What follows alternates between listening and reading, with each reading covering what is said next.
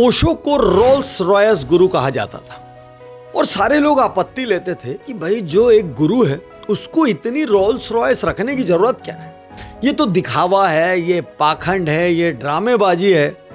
लेकिन ओशो का इसमें एक बड़ा डिफरेंट टेक था। ओशो कहते थे रोल्स रॉयस कार सबका ड्रीम थी और मेरे पास 93 रोल्स रॉयस। तो लोग ये देखना चाहते थे कि ये ऐसा कैसा आदमी है जिसके पास 93 रोल्स रॉयस है। अमेरिका के बड़े से बड़े अमीर और धन कुबेर के पास भी उतनी गाड़ियां नहीं थी। तो वो जब मेरे पास आता था तो वो श्रोता की मुद्रा में आता था, क्योंकि लोगों को सत्य नहीं चाहिए, लोगों को शौक चाहिए, लोगों को कोई ऐसी चीज चाहिए जो उनको चौंका दे। और मेरी जब 93 रोल्स रॉयस निकलती थी तो लोगों को चौंका देती थी, हिला देती थी, वो रात रात भर सो नहीं पाते थे। तो लोगों के लिए रोल्स रॉयस एक गाड़ी है, मेरे लिए रोल्स रॉयस एक कम्युनिकेशन है, मेरे लिए रोल्स रॉयस एक शॉकिंग टूल है और मेरे लिए रोल्स रॉयस दुनिया को मुझसे जोड़ने का जरिया है। और मेरी रोल्स रॉयस सामने वाला कितना भी बड़ा क्यों ना हो उसको उसके कद में रखती है। आज हम बात कर रहे हैं ओशो की और आज पीछे पलट के मैं कुछ साल पहले के उन पलों को याद करता हूं जिस दिन हम ओशो को रिलीज करने की योजना बना रहे थे और हमारी सारी टीम घोर विरोध में थी। सर बवाल हो जाएगा, सर लोग बहुत नाराज होंगे, सर हमारे फैंस छिटक जाएंगे। लेकिन मैं ये मानता था कि जो ओशो को एक बार पढ़ लेगा वो उनका दीवाना हो जाएगा। अभी हम उनके नेगेटिव पहलू या प्रॉब्लमेटिक एरियाज या डिस्प्यूटेड एरियाज को एक साइड रखते हैं, लेकिन आज थोड़ी डेयरिंग करके वो डैश वर्ड को 3 अक्षर वाले को भी मैं टच करूंगा, क्योंकि 20 साल पूरी दुनिया को सिखाने के बाद, एक थिंकर विचारक बनने के बाद मन की बात नहीं की तो क्या किया। आज मन की बात करेंगे, इसीलिए ओशो का सेकंड पार्ट हम रिलीज कर रहे हैं। बहुत अमेजिंग लर्निंग है, क्योंकि आज की तारीख में देश के आधे से ज्यादा धर्मगुरु अपने भाषणों में ओशो के उदाहरण यूज करते हैं। ये अलग बात है, बताते नहीं है, ओशो को बता रहे हैं, अपना आइटम बताकर परोसते हैं, लेकिन ओशो ओशो है। एक जीवन काल में एक आदमी ने इतने साहित्य लिखे, इतने स्पीचेस दिए कि कल्पना से परे है। कौन कहता है विचारों में ताकत नहीं होती? यदि महात्मा गांधी जी के विचारों ने देश को आजाद कराया तो ओशो के विचारों ने एक देश की सरकार को हिला दिया जो देश अपने आप को सबसे खुला देश मानता था। वो देश मजबूर हो गया रातों रात ओशो को डिपोर्ट करने के लिए। और फैंस और फॉलोअर्स कौन थे? सबसे बड़े एक्टर, सेलिब्रिटीज, खिलाड़ी, वैज्ञानिक जिनका आईक्यू लेवल हाई है, उनको कोई बरगला नहीं सकता। लेकिन उनको ओशो में ऐसा क्या नजर आया कि सब दीवाने हो गए, और सरकार को ऐसा क्या नजर आया कि इसको नहीं हटाए तो भाई अमेरिका बदल जाएगा। और सोचो, जब ओशो का प्लेन टेक ऑफ कर रहा है तो 21 देशों की सरकारें कान पकड़ रही है, मेरे यहां मत लैंड करना, हमारे यहां बैन है। मतलब आधी दुनिया एक आदमी के विचारों से घबराई हुई थी, जिसके पास ना बंदूक थी, ना मिसाइल थी, ना तोप थी। तो आज हम बात करेंगे प्लस की, माइनस की और न्यूट्रल होके, क्योंकि मैं कोई ओशो भक्त नहीं हूं, लेकिन ओशो का एक विचारक के रूप में मैं सम्मान करता हूं। और मैं ये मानता हूं यदि वो एक एरिया को बस नहीं छेड़ते, थोड़ा दूर रहते, तो वो शायद संसार के महानतम विचारकों में से एक होते। क्योंकि लेडी गागा कहती हैं, I read Osho because not only do I love his work and what he writes about, but I'm also, I guess, kind of an Indian hippie.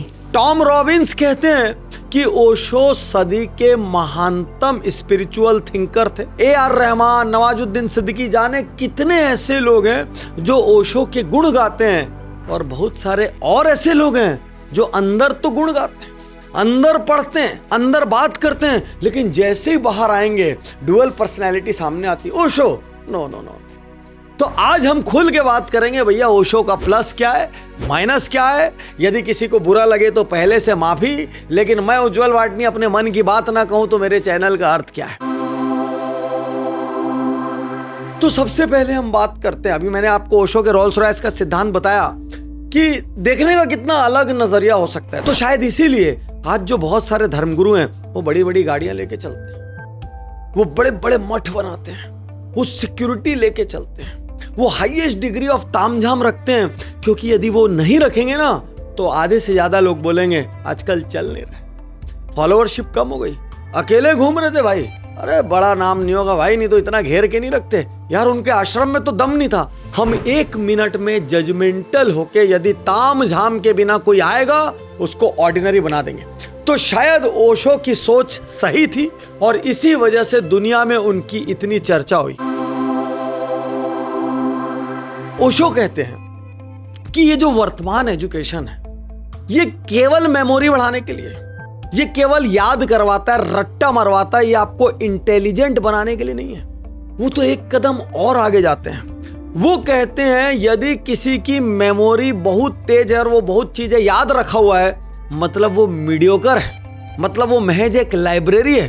हो सकता है एक आदमी बहुत इंटेलिजेंट हो और उसकी मेमोरी शून्य हो। तो ओशो कहते हैं सच्ची शिक्षा वो है जहां पर स्टूडेंट्स को 5 डिफरेंट डायमेंशंस में सिखाया जाए। सबसे पहले इंफॉर्मेटिव डायमेंशन, जहां पे हिस्ट्री, ज्योग्राफी ये सब पढ़ाते हैं और भयंकर बोर करते हैं। वो राजा मर गए, उनकी रानियां मर गई, उनके साम्राज्य चले गए, लेकिन आज भी उनकी एक एक चीज याद करते रहो। वो कहते हैं इन सबको टेक्स्ट से हटाओ, इनको विजुअल्स में डालो, इनको इमेजेस में डालो, इनको वीडियोस में डालो, इनको एनिमेशंस में डालो और लोगों को एक पिक्चर की तरह देखने दो, तब वो याद रहेगा। और इन कैरेक्टर्स की जरूरत क्या है? इनको बुद्धा से रिप्लेस करो, सोक्रेट से रिप्लेस करो, हिटलर जैसे लोगों को फुटनोट पर रहने दो, नहीं तो ऐसे लोग एक्साइट करने लग जाए।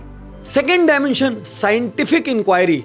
वो कहते क्या बेवकूफी, एक एक पेड़ पौधे को हम पुस्तक में पढ़ रहे हैं, एक एक पेड़ पौधे को हम इमेज देख के डिफरेंशिएट कर रहे हैं। अरे लेके जाओ गार्डन में, एक एक पेड़ को सामने देखने दो, छू कर देखने दो, पत्तियों को हाथ में उठाने दो, कैसे उगती है सब्जियां, इसको हम पुस्तक में पढ़ रहे हैं। अरे लेकर जाओ एक बगीचे में, एक नर्सरी में लेकर जाओ, वहां पे उखाड़ के दिखाओ कि आलू कैसे उगता है, कौन सी चीज जमीन के अंदर है, कौन सी चीज जमीन के ऊपर है, कौन सी चीज और ऊपर है। क्या सिखा रहे हैं हम? जो चीजें एक्सप्लोर करवाना चाहिए, जो चीजें प्रैक्टिस करवाना चाहिए, उनकी जगह हम उनको रट्टा मरवा रहे हैं और बाद में हम सारे थ्योरेटिकली इंटेलिजेंट लोग पैदा कर देंगे। और वही तो हाल है इंडिया का। ओशो के एजुकेशन का सबसे important dimension art of living. विपरीत परिस्थितियों का सामना कैसे करें, विपरीत लोगों का सामना कैसे करें, कभी ईगो हर्ट हो जाए तो कैसे रिएक्ट करें, कभी मन का ना हो तो कैसे रिएक्ट करें, कभी कोई अपना छोड़कर चला जाए कैसे रिएक्ट करें, कभी सब कुछ अच्छा चल रहा था परिस्थिति विपरीत आ गई कैसे रिएक्ट करें, आज राजा की तरह जी रहे हैं कल अचानक कुछ उल्टा पलटा हो गया और रंग हो गए कैसे रिएक्ट करें। ओशो के अनुसार हर करिकुलम में आर्ट ऑफ लिविंग, जीवन जीने की कला, हंसने की कला, दोस्त बनाने की कला, प्यार करने की कला, कहीं भी खुश महसूस करने की कला, ये कोर्स में सबसे ज्यादा नंबर होने चाहिए। सलाम है भाई, सलाम। ओशो एजुकेशन सिस्टम का 4th डायमेंशन, और मैं यकीन से कह रहा हूं यदि आज ओशो होते और हम दोनों एजुकेशन पे बात कर रहे होते, 3-4 दिन एक साथ रह लेते और 1 मिनट हमारी बातें खत्म नहीं होती, शरीर थक जाता, दिमाग नहीं थकता, 100% एक जैसा सोचते हैं। ओशो कहते हैं आर्ट, क्रिएटिविटी और एक्सप्रेशन किसी भी एजुकेशन का सबसे जरूरी हिस्सा है। और आप इस वक्त ग्लोबली रिसर्चेस को देखेंगे तो आप पाएंगे कि मैक्सिमम कंपनीज अब अपनी टॉप पोस्ट के लिए ह्यूमैनिटीज के सब्जेक्ट से, लाइफ के सब्जेक्ट से एक्सपर्ट्स को उठा रही है। अभी एक डीप सीक नाम की कंपनी आई, वो तो बिल्कुल सब्जेक्ट एक्सपर्ट से दूर रहती है और ह्यूमैनिटीज वाले को, जिन लोगों में बहुत क्रिएटिविटी है उन लोगों को टॉप पोस्ट पर लेती है, वहां सिखाती है। उसका मानना है वो 100 नए रास्ते ढूंढती जो कि एक टनल एजुकेशन वाला नहीं ढूंढता। और ओशो का ये जो 5वां सिद्धांत है ना, बहुत क्रांतिकारी है, द आर्ट ऑफ डाइंग। हम सब लोग ऐसे जीते मानो अमर है। पड़ोसी मरेगा तो ऐसा दिखाएंगे अभी कल ही मिला था। कहीं कोई बस खाई में गिर जाएगी तो बोलेंगे अरे रे रे रे पूरे 40 लोग मर गए। कहीं भगदड़ मचेगी तो बोलेंगे अरे रे रे लोग वहां पे जाते क्यों हैं। लेकिन हम अपने आप को ऐसा मानेंगे हमारे पीछे अमरत्व का वरदान है। भाई तुम भी मरोगे, तुम भी एक दिन जाओगे, और इसीलिए मरने को स्वीकार करो और उसके लिए प्रिपेयर हो जाओ। Death is not the end of life, death itself is part of life and life goes on. You have died many times and still you are alive.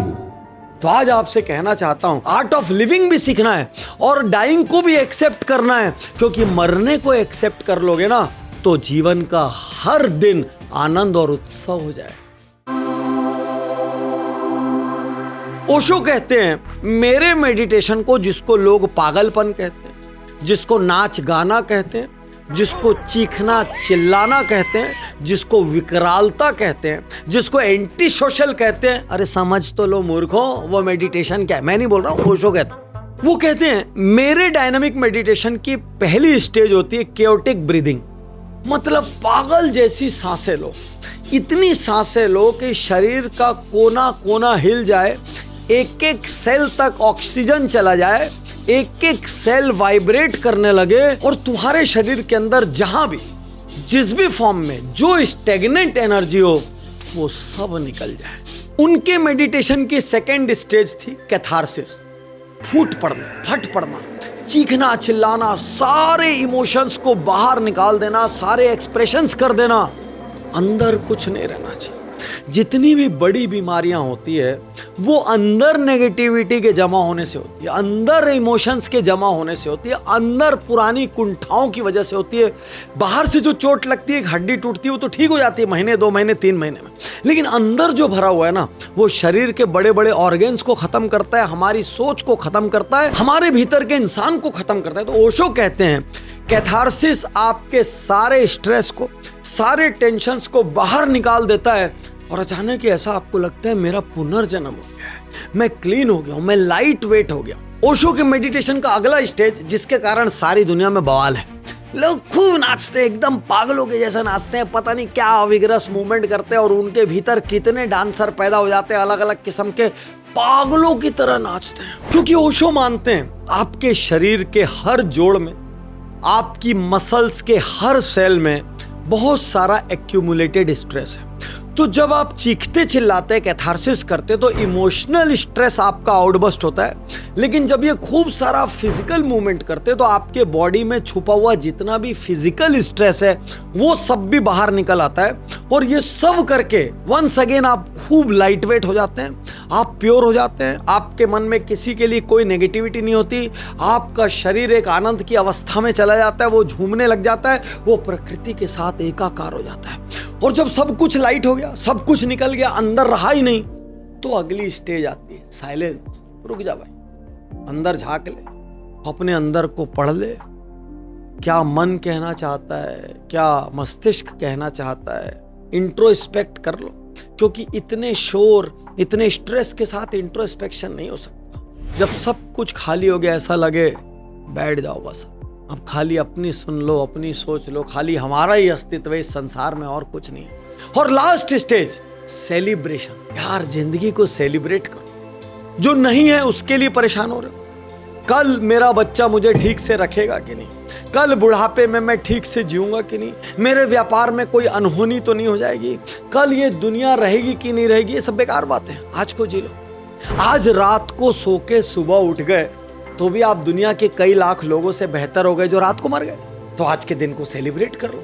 तो वो कहते हैं जिंदगी हर दिन सेलिब्रेट होनी चाहिए। और जब इसी डायनामिक मेडिटेशन को कोई दूर से देखता है, वो देखता है ओ भाई पहले बहुत जोर जोर से चिल्लाते हैं, फिर वो अचानक पागलों जैसे नाचते हैं, फिर चुप हो जाते हैं, फिर चिल्लाते हैं, अरे यार एकदम पागल है। नहीं, उसका एक प्रोसेस है। और एक बार करके देखो, नहीं समझ आए रिजेक्ट कर देना, हर किसी को अपने मत का अधिकार है। अब आ रहा हूं सबसे कंट्रोवर्शियल हिस्से में, 3 अक्षर पे। ठीक, आप समझ गए होंगे, क्योंकि आधे लोग तो ये शो भी इसीलिए देख रहे होंगे क्योंकि लोगों को सत्य नहीं चाहिए, लोगों को शौक चाहिए। और मुझे पूरा यकीन है कई बहुत अधीर लोग फॉरवर्ड करके यहां तक पहले ही आ चुके होंगे। तो सुनो भाई, ओशो कहते हैं मैंने 300 पुस्तकें लिखी, उसमें एक ही पुस्तक इस विषय पे लिखी, उसमें भी 1-2 ही चैप्टर इस विषय पर लिखे, लेकिन सबसे ज्यादा चर्चा इसी की हुई। और एक और, इस विषय ने उनको ग्लोबल बनाया और इसी विषय ने उनको देशों से बाहर किया। इसी विषय की वजह से उनकी सरकार से खटपट हुई और इसी की वजह से जो ओशो को मानता भी, 100 में 98 लोग, वो बाहर नहीं बताना चाहते कि हम ओशो को मानते हैं। वो ओशो की पुस्तकों को पढ़ना चाहते हैं, लेकिन पढ़ के तकिए के नीचे छुपा देना चाहते हैं कि किसी को पता नहीं लगे। लेकिन ओशो का व्यू पॉइंट क्या था वो सुनते हैं।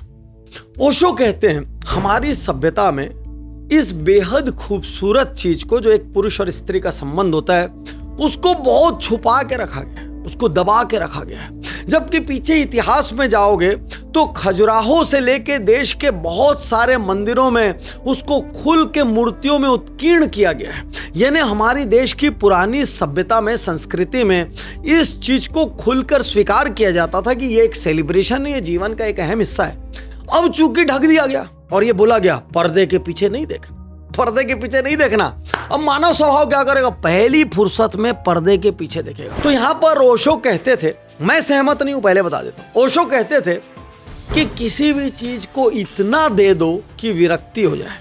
किसी की सबसे पसंदीदा सब्जी को 15 दिन सुबह, दोपहर, शाम, नाश्ता, लंच, डिनर में खिलाओ, 16वें दिन उसको देख के वो उल्टी कर देगा, उसको अपनी पसंदीदा चीज बर्दाश्त नहीं होगी, उसकी क्रेविंग खत्म हो जाएगी, उसकी विरक्ति हो जाएगी।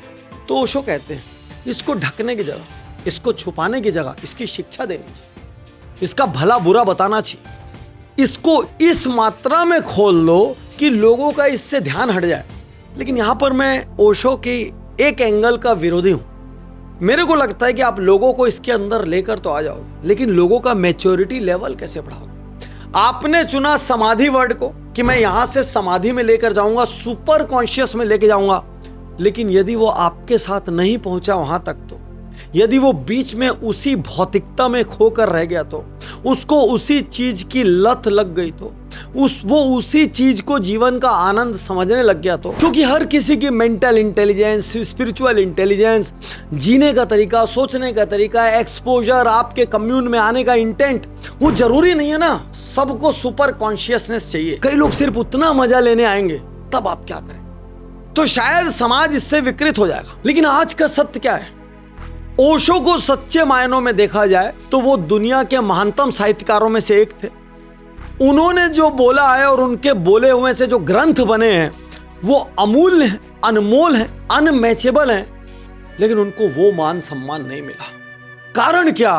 एक गलती आपकी सैकड़ों उपलब्धियों पर भारी हो जाती है। और ओशो तो एक महान किरदार थे। अभी अभी आपने एक यूट्यूबर को देखा, एक गलती कैसे भारी हो जाती है। एक कॉमेडियन को देखा, एक गलती कैसे भारी हो जाती है। तो कभी कभी एक गलती सब चीज पर भारी हो जाती है। तो इसका मतलब गुरु में भी थोड़ा सा लोक व्यवहार होना चाहिए। गुरु में भी 5% ये समझदारी होनी चाहिए, यदि लार्जर इंटरेस्ट में मुझे मेरी सोच को दुनिया के कोने कोने तक लेकर जाना है और सदियों तक जिंदा रखना है, तो जब तक पब्लिक उतनी मैच्योर नहीं होती, कुछ हिस्सों को थोड़ा अवॉइड कर दिया जाए या सटल रहा जाए। खैर, आज हम यहाँ पर ओशो के विषय को समाप्त करते हैं। मुझे अपनी टीम पर और खुद पर गर्व है कि इतने विवादास्पद विषय को हमने छुआ, लेकिन वो तो महासागर है, हमने तो एक छोटा सा लोटा उसमें डाला है। महासागर को महसूस करना है, तमाम माइनस को हटा के महसूस कर लो, क्योंकि उन्होंने कृष्ण पर अद्भुत लिखा है, उन्होंने जीसस पर अद्भुत लिखा है, उन्होंने महावीर पर अद्भुत लिखा है, उन्होंने बुद्ध पर अद्भुत लिखा है। तो आप जितना हिस्सा महसूस करना चाहते हो वो कर लो, लेकिन इस व्यक्ति को एक बार महसूस जरूर करना। शुक्रिया, धन्यवाद, थैंक यू।